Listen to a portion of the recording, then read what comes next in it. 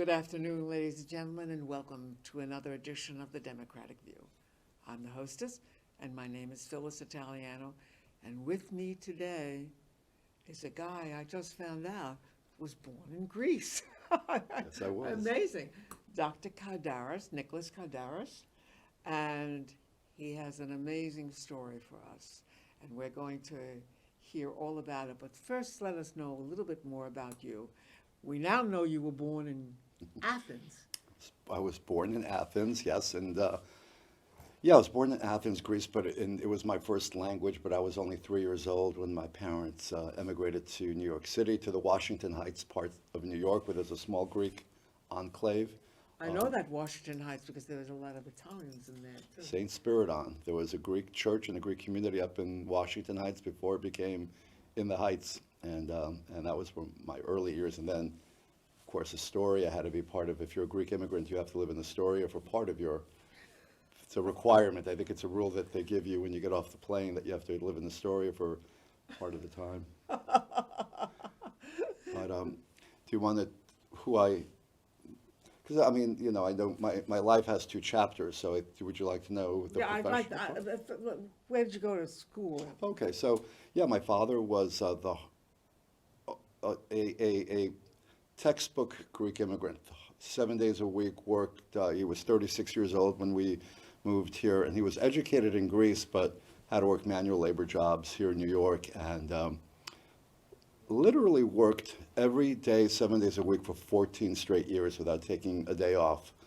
And so didn't get to see him a lot because he worked multiple jobs. So he would leave the house before I would get up in the morning and not be home and not go to bed at night. So an extremely hardworking father, pretty stereotypical Greek immigrant family. They valued education, they valued hard work. And so I went to a Greek parochial school called St. Demetrius in Astoria. So Really, a Greek parochial Yeah. school? And I didn't hated know it. they had 'em. I hated it because I wanted to be Americanized. I didn't want to learn. I didn't want to take 2 hours of Greek and Greek history and language every day. So, but What about the myths and all that kind of stuff? all My that God, stuff, that's and great. I wanted to be with my cool little American friends at the time. In hindsight, of course, I'm very appreciative of that experience growing up. At the time, I was kicking and screaming.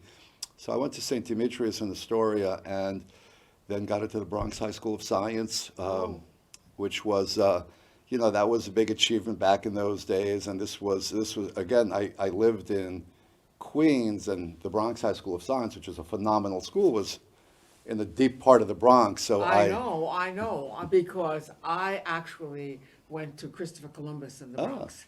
okay. And I almost went to Bronx High School of Science, but then I decided not to go because I was building a political life. I wound up as being president of the GO in Christopher Columbus, but. Wow. So, that's why I didn't go to Bronx High School of Science, but it was a phenomenal school. It was, and it was a phenomenal social experience because it was almost like a social experiment. Because at the time, afterwards I wound up going to an Ivy League school, and Bronx Science was such a melting pot because it was a pure meritocracy. And I know there's been a lot of debate today about getting rid of the tests to get into the specialized schools in New York.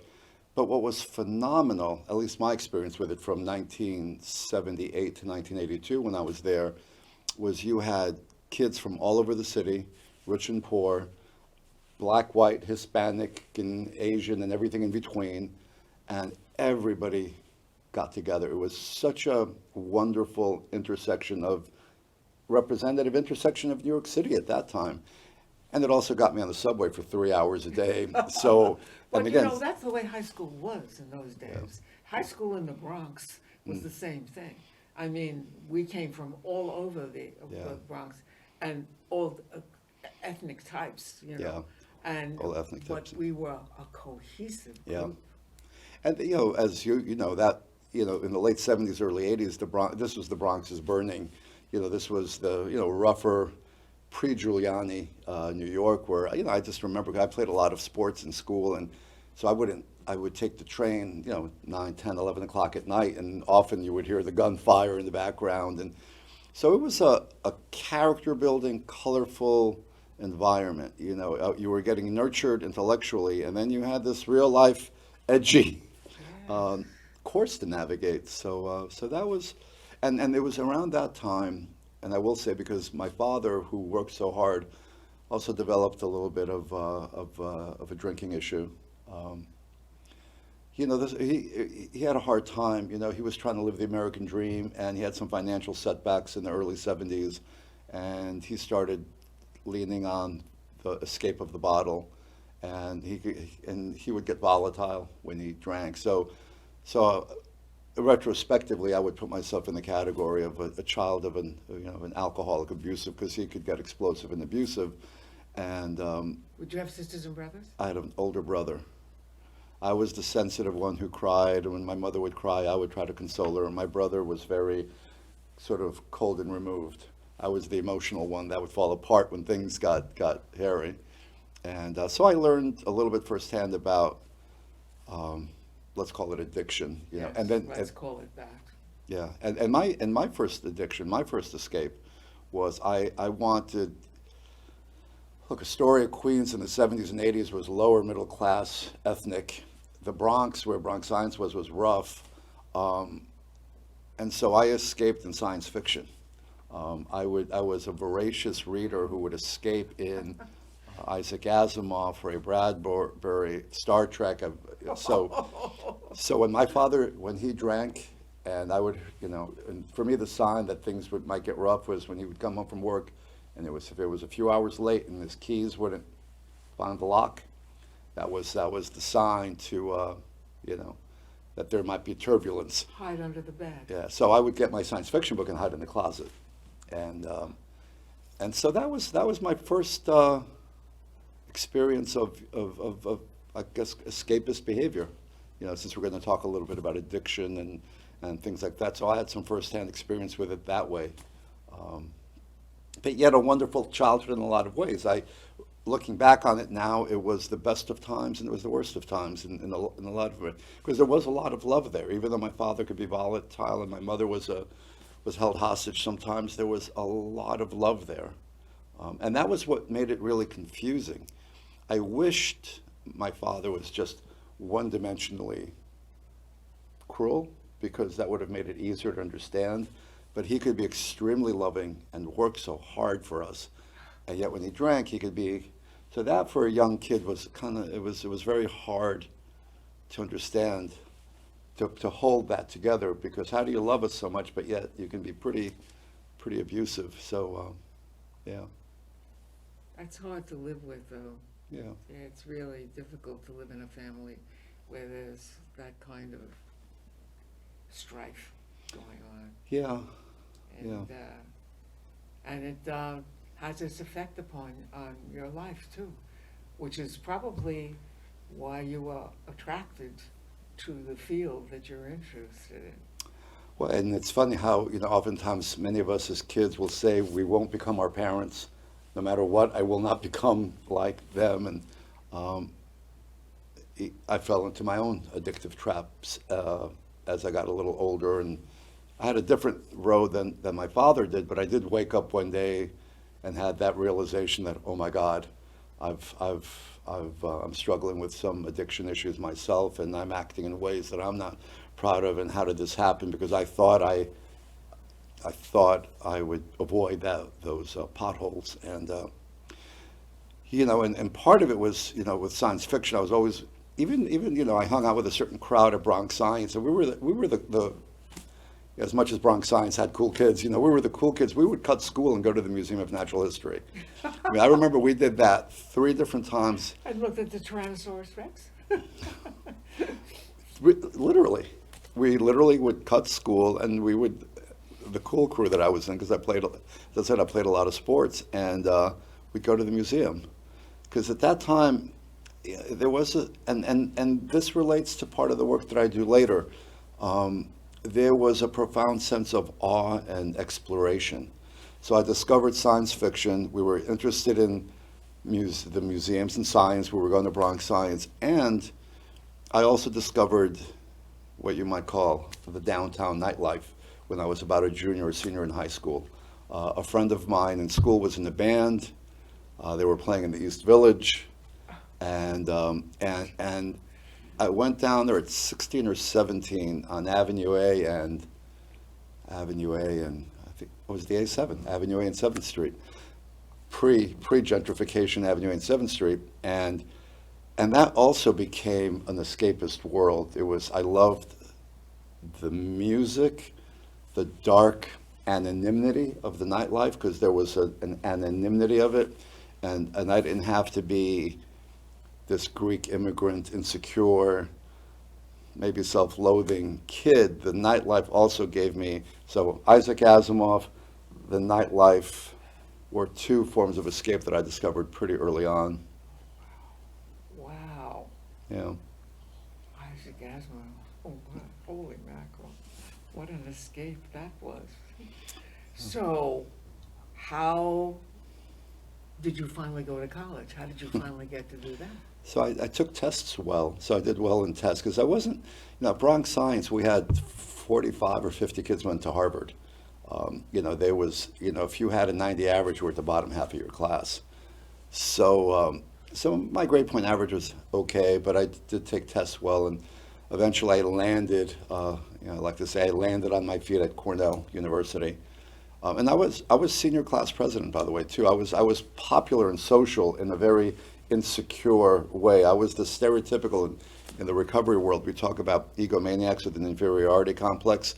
On the outside, if you saw me as a senior in high school, I was gregarious and social, and then with the cool group.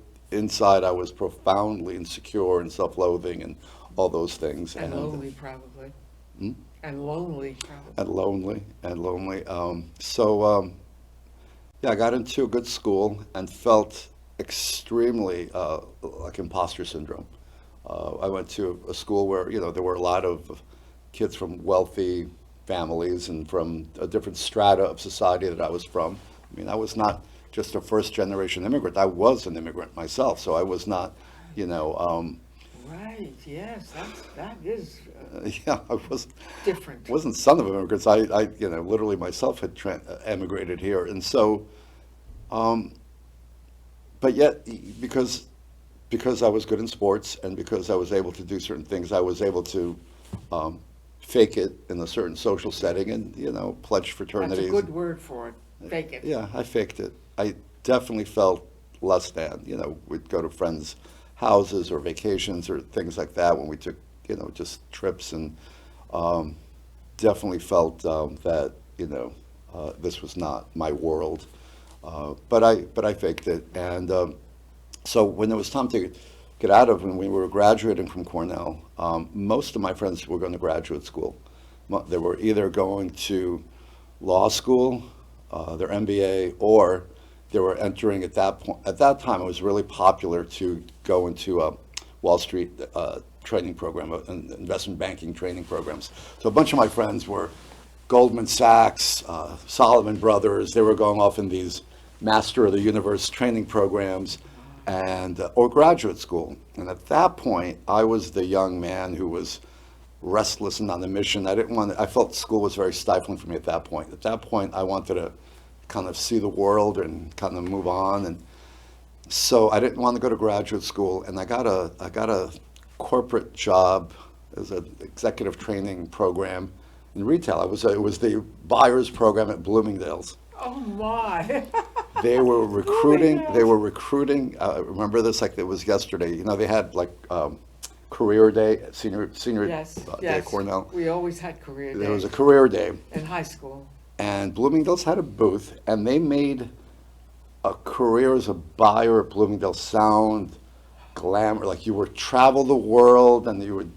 It sounded like those old Army commercials, see the world. It made it sound like a life of travel and adventure.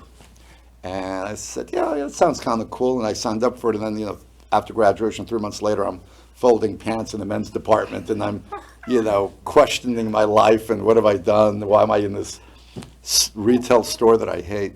And one of the sports, one of the things that I excelled at, at that point I had also studied years of martial arts.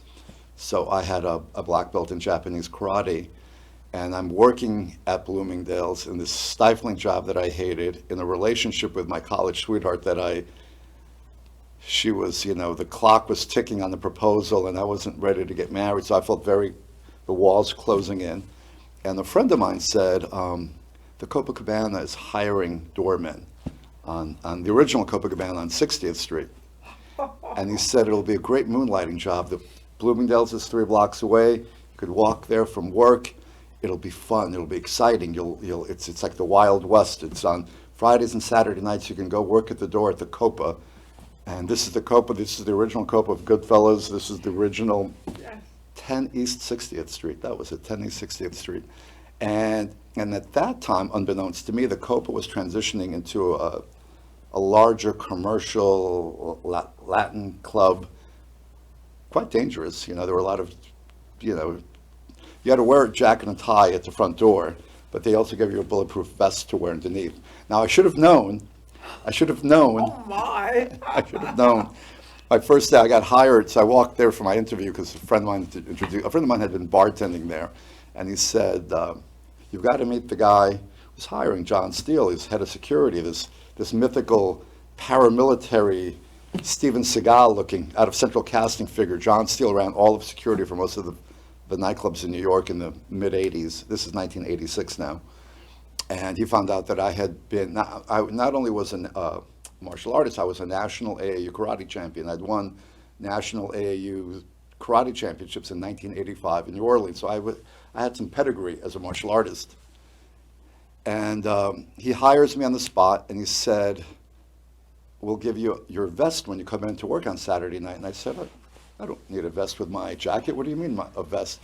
He said, no, a bulletproof vest, because the guy you're replacing is in ICU, defecating through a colostomy bag because he just got shot 2 weeks ago, and, a bulletproof vest. Now, any sane 21-year-old would have ran. I said, you don't say. Okay, well, it was young and stupid and looking for adventure. And I showed up Saturday, and they gave me my bulletproof vest. And to condense the story, I stayed there for a few months, moonlighting and really getting a taste of this sort of alternate universe. Drab, folding pants at Bloomingdale's by day in this executive training program, which I hated. My friends telling me how they're about to, do billion-dollar deals at Goldman Sachs. And the nightlife representing this escape, this world of reinventing yourself. And so, because I had a Greek immigrant entrepreneurial mindset, I saw that there was a caterer. They did some catering at the Copa, and I said, I can do that. And so I quickly formed a little catering company, and I started catering events in the mid-'80s in New York. I started catering events because I knew some stuff from my father. My father had been in the restaurant business. And before you knew it, within about 18 months, I'd saved a little bit of a nest egg, and I opened up. That was the dream. The dream was to open up my own venue. And so in 1988, I opened up a little restaurant nightclub in the West Village of Manhattan in the meatpacking district before the meatpacking district is what it is today. And this little venue within a few weeks, became one of New York City's hottest spots. I was 22 or 23, and Tom Cruise showed up the second or third week, and that got in page 6 of the New York Post, and that created a snowball effect. And so within 6 months, this little place called Horatio 113, it was at 113 Horatio Street, exploded into the most popular night spot in New York for that year. And so I'm still this insecure Greek immigrant son, and now there's huge door lines, there's velvet ropes, there's so I remember looking up one night, and we had John F. Kennedy Jr. was there, one Friday night, Malcolm Forbes, the Brat Pack, Judd Nelson, Molly Ringwald, Herrera, Ronaldo Herrera, and his other celebrities. And I remember thinking, I'm in the dream. How did I land here? Profoundly still insecure, Dolph Lundgren showed up there when he was making movies with Sylvester Stallone. So I started drinking. I started, it was the social lubricant of the time. I would insecure kid owns a night spot, and I found part of my job was to be a good host, and next thing you know, that sort of got away from me. And I stayed in that world. I mean, I wound up opening 3 different venues over a course of a 5 or 6 year period. This was my world for a while. I was in New York Magazine. I was New York's youngest nightclub owner. And again, imposter syndrome. All the fabulous people wanted to come to these spots that I had created with a partner of mine. And I'm still the kid who thinks I don't deserve to be in, my father was washing dishes and cooking at other people's restaurants, and now I had these. So it was intoxicating on a couple of levels. It was intoxicating in the literal sense, because I was drinking too much, but it was also intoxicating in the egocentric sense. So all that kind of got bigger and bigger and bigger until eventually, that life can't sustain itself, and eventually things started to sort of implode. My addiction became worse. It started including other substances. Mayor Giuliani got into power at that point, and now he started something called the Anti-Nightlife Task Force, and now they started really trying to crack down on popular night spots. And so it happened at a certain point by 90, 91, 92, I fought the law and the law won. Eventually they revoked my liquor licenses because we were overcrowded. I was not a good shepherd of these businesses at this point. And my business partner at the time, who was a young guy that I met at the door at Copa, who was an ex-football player from Colorado, he was a writer also. He kept telling me, we're going to write the great American screenplay, and these nightclub experiences, these are just research. He convinced me that all the things that we were doing were research. So, there was a point there, Phyllis, there was a point there where I got into some pretty dark places where I was doing things that I shouldn't have been doing with people I shouldn't have been with, and I had him in my shoulder whispering, literally over my shoulder saying, just for the screenplay, just go with it. And then, I'll cut to the chase. He winds up dying of an overdose. And several of my other core of close friends in that world started dropping. Now, in this world, I mentioned to you before the cameras rolled, I had Liev Schreiber was working for me as a service bartender. We had Vin Diesel was a bouncer. We had Moby, the Emmy award-winning Moby was our Sunday night DJ. There were future famous people, and then there were famous people. There were future famous people as employees, and then at a certain point when Rudy Giuliani revoked our liquor licenses, now I was at that point I was about 30 years old, with no identity, no businesses, and just an addiction. So I was left alone, addicted, and drifting. Oh my, what an end to that story. So we have to see what happens next.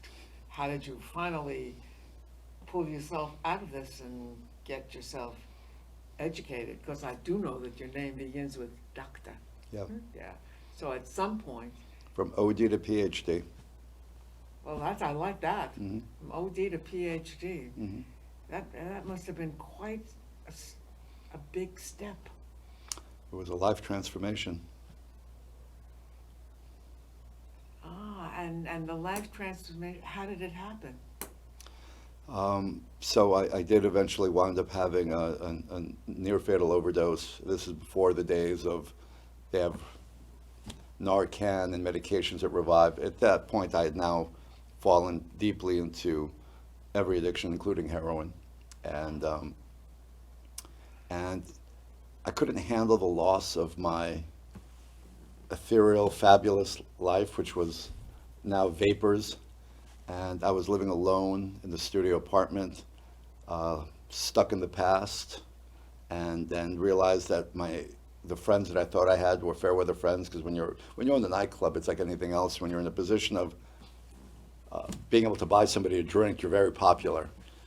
When you're no longer in that position, you're yesterday's news. So that you know, and again, I had always profoundly been a pretty sensitive and emotional guy, even though I hid that well. But I was spiraling. Looking back, probably pretty suicidal, but didn't have the and I've heard this in AA a lot, you know, I didn't have the nerve to kill myself, but I wouldn't have minded if I died at that point. There was a lot of shame. My poor Greek immigrant parents didn't understand. Their son, who they had been so proud of when I was at my peak, now was, you know, I was avoiding I was avoiding my family, avoiding the 2 or 3 friends that I had left, because I couldn't stand what I had become. I didn't want them to see me. Right now, I felt like the Elephant Man. I felt so, and physically, I deteriorated. Physically, I was a shell of what and who I was. So I was living in shame, literally in the shadows of. And eventually, long story short, I had this overdose that left me in a coma at Cornell Presbyterian for 2 weeks, and my heart had stopped for over an hour. And they said I set some sort of record. I was what they call asystolic, without a heartbeat, for over an hour and 15 minutes. And I woke up in the cardiac unit at Cornell Presbyterian after 2 weeks, and I didn't remember much, but I was in the hospital room next to Larry King's brother, who just had quadruple bypass. So the next part of our story is going to be how you got yourself out of this. My phoenix rising. Yes, yeah, because obviously you did manage to create a new life. I'm here. Yeah, that's right. You're here with me. Yeah. That's quite a story. Very, very dramatic, I must say. See, and you knew about me. You did. So I don't talk about it that much. Well, we're going to go on and talk about the next part of your life. So thank you for coming for this part. Let's go to the next part. Sure. Okay? We're over.